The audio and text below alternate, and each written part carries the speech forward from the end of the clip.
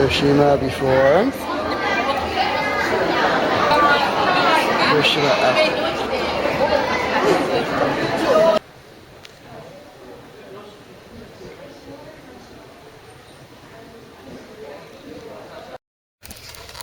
Alright, so it's a little too intense to actually put anything on film, but the reactions to the Atomic Bomb Museum are as follows. Sam? Wow. Yeah. I don't know, man. It was really sad. So. What did it make you think about, Rob? I don't know, like, I think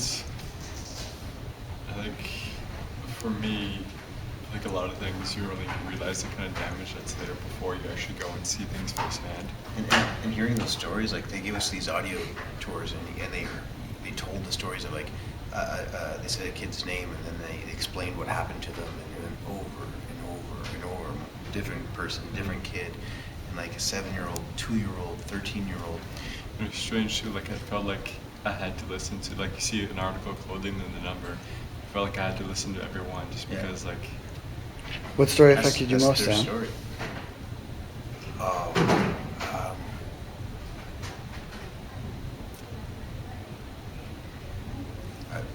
Which one affected me the most?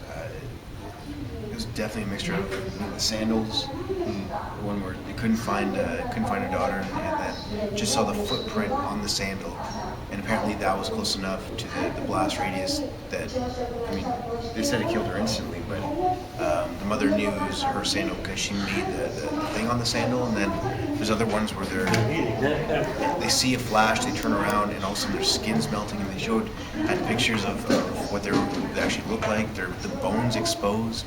And these were kids, man. These were like 13, 7. The 2-year-old with the tricycle burned instantly and died the next day or that night. Yeah. Like that. And the father thought the kid was too young to bear it alone, so buried the helmet and tricycle with him for 40 years. And then in the backyard or something like that, and then moved him to a proper grave site after that. It's just, you know, I